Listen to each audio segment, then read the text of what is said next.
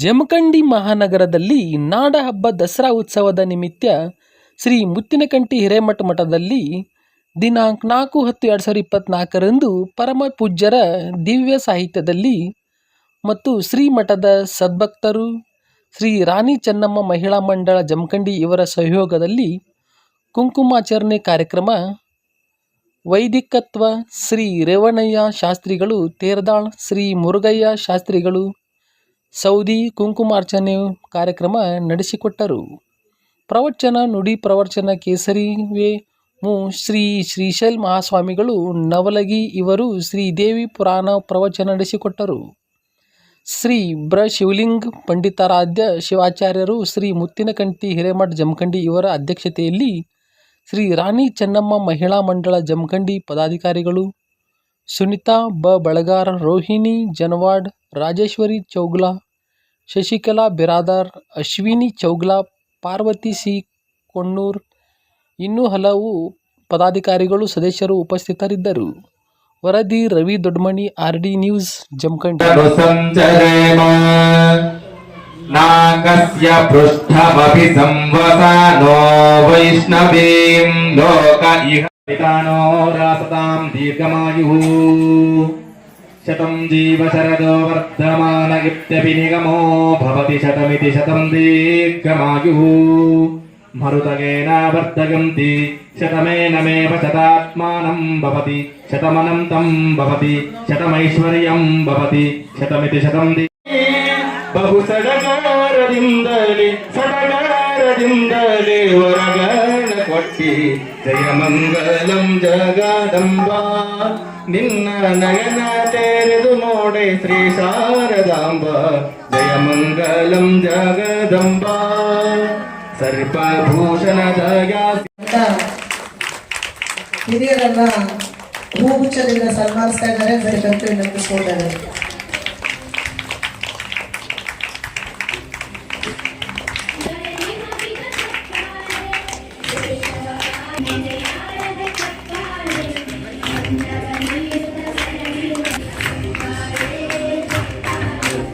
ಇವತ್ತು ಅವರೆಲ್ಲ ಹೇಳಿದ್ರು, ನಾವೆಲ್ಲ ನಮ್ಮ ದೈನಂದಿನ ಜೀವನದಲ್ಲಿ ನಮ್ಮ ಸಂಸಾರದ ತಾಪತ್ರಯದಲ್ಲಿ ಹೆಂಡತಿ ಮಕ್ಕಳು ನಮ್ಮ ಸಂಸಾರ ಇಲ್ಲಿ ಇವೆಲ್ಲ ಇದ್ದೇ ಇರ್ತದೆ. ಅದರಲ್ಲೆಲ್ಲ ನಾವು ಮುಳುಗಿ ಹೋಗಿರ್ತೀವಿ. ಅಂತ ಮುಳುಗಿ ಹೋದಂತ ಸಂದರ್ಭದಲ್ಲಿ ನಾವು ಜೀವನದಲ್ಲಿ ನಮ್ಮ ಜೀವನದ ಸಾಕ್ಷಾತ್ಕಾರವನ್ನು ಪಡೆಯುವುದಕ್ಕಾಗಿ ನಾವು ಯಾಕೆ ಹುಟ್ಟಿದ್ದೇವೆ, ನಮ್ಮ ಜೀವನದ ಗುರಿ ಏನು, ನಾವು ಯಾವ ಕಡೆ ಹೋಗ್ಬೇಕಾಗಿದೆ, ಇದು ಎಲ್ಲವನ್ನು ಕೂಡ ನಾವು ಮನವರಿಕೆ ಮಾಡ್ಕೋಬೇಕಾಗಿದ್ರೆ ನಮಗೆ ಒಬ್ಬ ಗುರುವಿನ ಮಾರ್ಗದರ್ಶನ ಬಹಳ ಅವಶ್ಯಕತೆ ಇರ್ತದೆ. ನೀವು ಯಾವತ್ತು ದಿನ ಪೂಜೆಯನ್ನ ತೆಗೆದುಕೊಳ್ತೀರಿ ಅಂತ ಹೇಳಿ ಪೂರ್ವಭಾವಿ ಸಭೆಯನ್ನ ಕರೆದಾಗ ನಾವು 2ನೇ ದಿವಸದ ಪೂಜೆಯನ್ನ ತಗೊಂಡಿದ್ವಿ. ಇವತ್ತು 2ನೇ ದಿವಸದ ಇವತ್ತಿನ ಪೂಜೆಯನ್ನ ಪ್ರತಿ ವರ್ಷ ಕೂಡ ಅಜ್ಜರು ಏನೇ ಕೂಡ ಕಾರ್ಯಕ್ರಮ ಮಾಡಿದ್ರು ಎಲ್ಲಾ ಮಹಿಳಾ ಮಂಡಳದವರ ಅಥವಾ ಪ್ರತಿಯೊಬ್ಬ ಸಾರ್ವಜನಿಕರನ್ನ ಜೊತೆಗೆ ಅವರು ಈ ಮಠವನ್ನ ಮುಂದುವರಿಸ್ಕೊಂಡು ಹೋಗ್ತಾ ಇದಾರೆ. ಯಾಕಂದ್ರೆ ಮಠಕ್ಕೆ ಸಾರ್ವಜನಿಕರ ಅವಶ್ಯಕತೆ ಬಹಳಷ್ಟು ಇರುತ್ತೆ. ಸಾರ್ವಜನಿಕ ಜನ ಬಂದ್ರೆ ಮಾತ್ರ ಮಠ ಏನೋ ಸ್ವಲ್ಪ ಉದ್ಧಾರ ಆಗಕ್ಕೆ ಸಾಧ್ಯ ಆಗುತ್ತೆ. ಯಾಕಂದ್ರೆ ಜನರಿಗೆ ಅವಕಾಶಗಳು ಐತಿ. ಅವರ ಉಪದೇಶವಾಗ್ಲಿ, ಅವರ ಒಂದು ಒಳ್ಳೆ ಮಾತುಗಳಾಗ್ಲಿ ಜನರಿಗೆ ಈಗಿನ ಕಾಲಮಾನಕ ಅದು ಬೇಕಾಗಿತ್ತು ಮೊದಲು. ಯಾಕಂದ್ರೆ ನಾವು ಬರೇ ಸಂಜೆ ಆದಾಗ ಎಷ್ಟು ಚಂದ ಹೇಳ್ತಾರೆ ನೋಡ್ರಿ. ಅವರಿಂದ 2 ಗ್ರಂಥಗಳ ರಚನೆ ಆಗ್ಯಾವ. ಚಿದಾನಂದ ಅವರಿತ್ತು, ಒಂದು ಜ್ಞಾನ ಸಿಂಧು ಬರೇ ತತ್ವಗಳು. ಯಾರೋ ಒಬ್ಬೊಬ್ರು ಹೇಳ್ತಾರೆ ನೀಲಿ ಹೊತ್ತಿ ಓದುವಾಗ ತಲೆ ಕೆಡ್ತೈತೆ ಅಂತ. ಅದೇನು ಸುಳ್ಳದ, ಅವ್ರದ್ದೇ ತಲೆ ಕೆಡ್ತೈತೆ, ಓದಲ್ಲ ಅವರು. ನಾವು 3 ಸಲ ಓದೇನ್ರಿ ಜ್ಞಾನ ಸಿಂಧು ಚಿದಾನಂದ ಅವ್ರದ್ದು.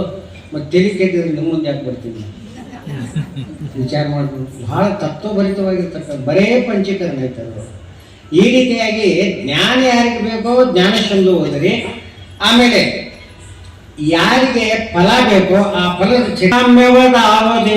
ಅಪೇಕ್ಷೆಗಳ ಸಿದ್ಧಿಯಾವುದು ಈ ಕ್ಷಿಷಿಯ ಮನದಲ್ಲಿ ದೇವಿಯ ಮಹಿಮೆ ಸ್ಮರಿಸಿದೊಡೆ ತಕ್ಷಕೋ ವೃಕ್ಷಕೋ ರಾಕ್ಷಸರೂರ್ಕ ವ್ಯಾಘ್ರ ಮದಲಹ ವಾಕ್ಷಣದಲ್ಲಿ ಭಯಹರಿವುದೈ ಶ್ರೀದೇವಿ ಚರಿತೆ. ಇದು ಚರಿತೆ ಪಾರಾಯಣ ಮಾಡೋರಾಗ್ಲಿ, ಚರಿತೆಯನ್ನು ಕೇಳುವವರಾಗ್ಲಿ, ಈ ಚರಿತ್ರೆಯನ್ನು ಕೇಳಿ ಇನ್ನೊಬ್ಬರ ಮುಂದೆ ಹೇಳುವವರಾಗ್ಲಿ, ಇವರೆಲ್ಲರಿಗೂ ಕೂಡ ಮೋಕ್ಷ, ಆಮೇಲೆ ಇಹದಲ್ಲಿ ಫಲ, ಪರದಲ್ಲಿ ಮೋಕ್ಷ. ಮನದಲ್ಲಿ ದೇವಿಯ ಮಹಿಮೆ ಸ್ಮರಿಸಿದೊಡೆ ತಕ್ಷಕವು ಅಂದ್ರೆ ತಕ್ಷಕ ಅಂತ ತಿಳ್ಕೊಂಡು ಸರ್ಪ ತಕ್ಷಕ ಅಂತ ಅದರ ದೊಡ್ಡ ಸರ್ಪ. ತಕ್ಷಕವು, ವೃಶ್ಚಿಕವು ಅಂದರೆ ಚೇಳು, ಭೂತವು ದೆವ್ವ, ಭೂತ ಅಂತೇಳಿ ಅಂದ್ರೆ ದೆವ್ವ. ದಯವಿಟ್ಟು ನಿಮ್ಮ ಆಯ್ದಿರು ಮಾತನಾಡ್ತಾರೆ.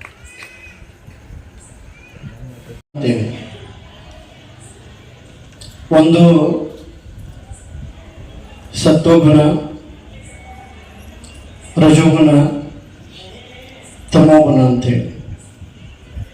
ಒಂದು ಸತ್ವಗುಣ, ರಜೋಗುಣ, ತಮೋಗುಣ ಅಂತೇಳಿ. ಸತ್ವಗುಣ ಅಂದ್ರೆ ಹೇಗೆ ಅಂತಂದ್ರೆ, ನಿಮ್ಮದು ನಿಮಗೆ ಇರಲಿ, ನಮ್ದು ನಿಮಗೆ ಇರಲಿ ಅಂತ. ಇದು ಸತ್ವಗುಣ. ನಿಮ್ಮದು ನಿಮ್ಗೆ ಇರಲಿ, ನಮ್ದು ನಿಮ್ಗೆ ಇರಲಿ ಅಂತ. ಇದನ್ನ ಯಾರು ಬಯಸ್ತೀರ? ನಾ ಯಾಕೆ ಕೊಡ್ಲಿ ಅಂತೀರಿ. ಅದ್ರೊಳಗ ಇದು ಸತ್ವಗುಣ ಆಯ್ತು. ರಜೋಗುಣ ಎಂಥದ್ದು ಅಂತಂದ್ರೆ, ನಿಮ್ಮದು ನಿಮಗಿರ್ಲಿ, ನಮ್ದು ನಮಗಿರ್ಲಿ ಅಂತ. ಇದು ರಜೋಗುಣ. ತಮೋಗುಣ ಎಂಥದ್ದು ಅಂತಂದ್ರೆ, ನಿಮ್ಮದು ನಮಗಿರ್ಲಿ, ನಮ್ದು ನಮಗೆ ಇರಲಿ. ಇದು ರಜೋಗುಣ. ಇದನ್ನೇ ನಾವು ಭಾರತೀಯ